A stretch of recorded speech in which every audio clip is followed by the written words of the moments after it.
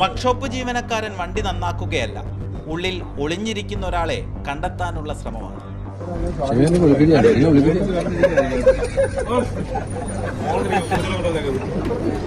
Kayamkulam Mukkavala junction.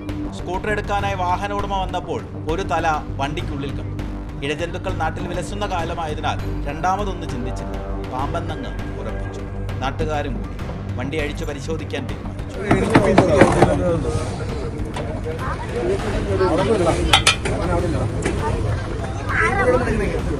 ഓരോ ഭാഗങ്ങളായി ഇളക്കിയെടുത്തു.